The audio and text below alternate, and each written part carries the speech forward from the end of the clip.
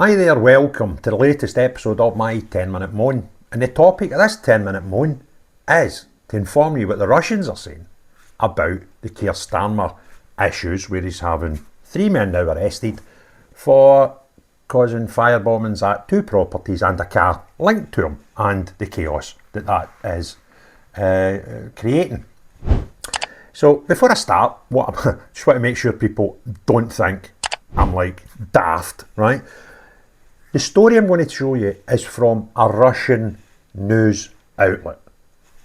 I'm not saying it's true, I'm actually saying the complete opposite. What I'm saying is, this is how Russia react to news when it's getting anything to do with the West, and their people are putting that into their head, right? So this news is put out by Russians, for Russians, and obviously has a very different spin on sometimes reality, but how people in the West may or may not see a story, right? So I'm not saying it's true, it's just entertaining, right? That this is actually hitting news outlets across the other side of the globe. And you can see how things can always be translated actually in the media, because depending who's putting out the news will depend on what form of reality you get when you read the news. All right.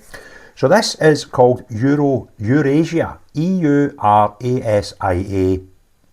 Daily, and the website is edaily.com. And their headline is Starmer's sausages. The British Prime Minister did not pay the Ukrainians for escort services. Right? So they're right in there with 2 feet. The British news are actually not saying anything. They're just saying, this guy got arrested, that's how old he is, that's where he lives. And a lot of the stuff they're getting wrong. Like they're claiming some are Romanian when evidently I'd called it 2 days before they kind of rectified that by saying, no, he's not. I believe this is a guy and he was born in the Ukraine. So the second guy that was arrested, the British media were putting out was Romanian. It's a lot of nonsense, didn't happen. He was of Ukrainian descent, Romanian descent. He had a Romanid type name apparently. And but I picked up on that quite early. So that's the sort of report we've had from any UK media that are touching it. Very, very minimum coverage, and just this guy appeared at court today and that's his name and that's his age. That was it, right? None of the stuff that you would expect, where they would be flying folk all around the world trying to speak to ex-teachers, ex-neighbours, family members. What's this guy like? This guy who has been charged with what appears to be terror offences against the Prime Minister of the United Kingdom. But there's no reporting like that, right? So what report we do have is very straight, but here's some details of what's happening at court, and that's about it. And then in Russia, they're going nuts, right? They're going 2 feet in and balls out, right? So what they're saying, not what I'm saying. Do I think it's true? Of course I don't, right?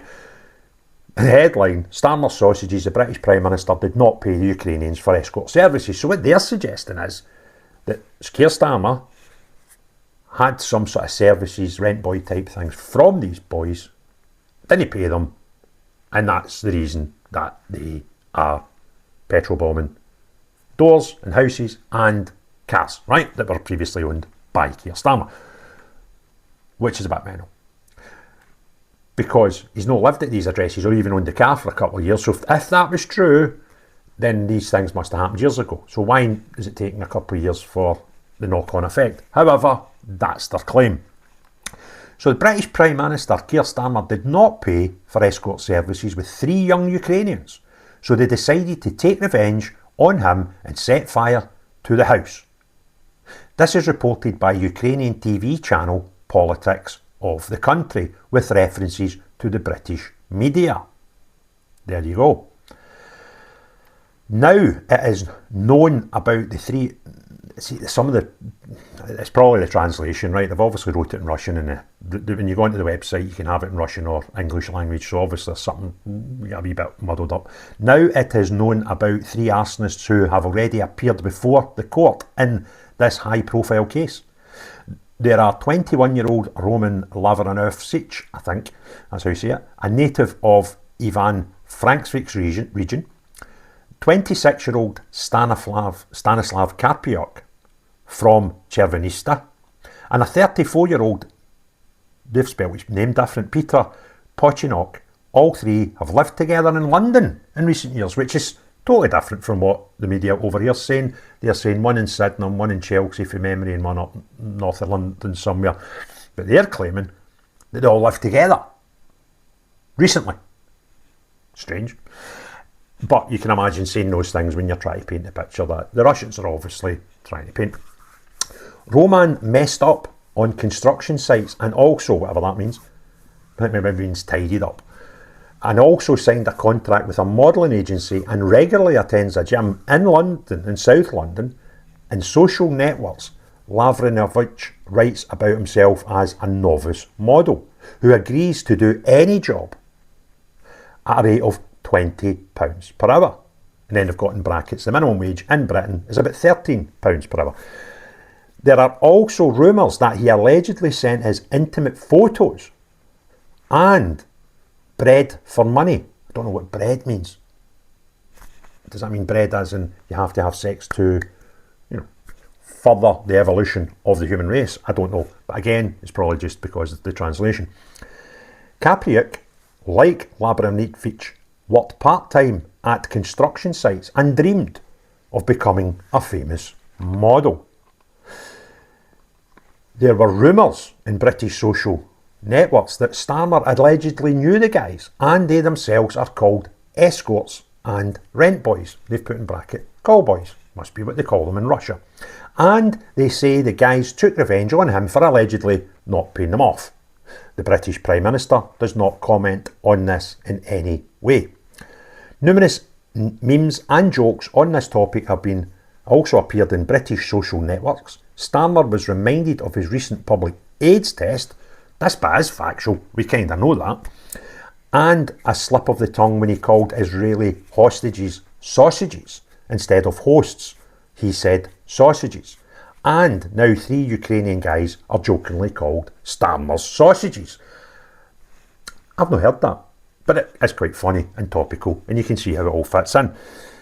There are, and this is them quoting a British source close to the government, nonetheless, which may or may not be true, and I'm kind of thinking probably isn't. There are several versions of arson. The first is personal revenge. The key question is whether Starmer was familiar with the arsonists and what kind of connection was this. The second version is provocation of the Prime Minister's opponents, considering that the right-wing Reform Party, according to polls, is ahead of Labour and the Conservative Party, and against the background of economic failures and growing discontent on society, any compromising material can become a catalyst for early elections. Staying up to date with events around the world can be difficult, where it's impossible to consult a single source for the full story. Narratives that shape public opinion often just reinforce media and corporate-backed vested interests. It's hard to know what information to trust. See what the media is exaggerating, sensationalising, over or under reporting. That's why I've been using Ground News. Ground News is an app and website that combines news from around the world in one place so you can compare coverage. For every news source, you can see if it has any political bias, how reliable the reporting is, and who owns them. They even have a blind spot feed that highlights news disproportionately covered by one side of the political spectrum. Take a data-driven view on the news and stay current. Get news from thousands of sources worldwide in one place. I've been using Ground News to help me get all the world's news in one place and give a more balanced opinion on what we read and viewing who is telling us the truth and who isn't. Subscribe via my link to get 40% off the Vantage subscription. It's the one I use to get unlimited access to every feature. Your subscription can not only help my channel, but also help Ground News, as it makes the media landscape more transparent. Now this is weird, because it's as if this is just a big propaganda piece that they're trying to influence UK to have an early election. Where did we get to? The third version is external interference, possibly by foreign intelligence agencies in order to destabilise the situation in the country, which might be what this article's doing in itself, right? Where do we get to? Bribery of arsonists for this purpose is not excluded. Perhaps the Russian special services are behind this because the handwriting is similar to those cases in the Ukraine when Russians recruit Ukrainian teenagers through social networks to set fire to military vehicles.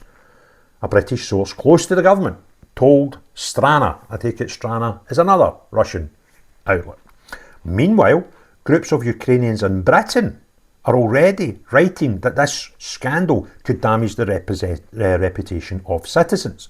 They also leave angry comments on Lavrinovich's page, and they've quoted such as saying, "Did you really become so limited at your age that you put such a pig in your homeland and fellow citizens? What should be in the mind? Is it for money? And how much does cheating cost? Or because of threats? So why didn't he ask the British for help? Thank you, Mum, but she raised a traitor. Blogger Natasha Mlynarchenkov is indignant." So they're claiming that some Ukrainians in the UK are a bit peeved off by the actions of these fellow Ukrainians. Now, what of that is true? Maybe nothing. I would say that's probably most likely.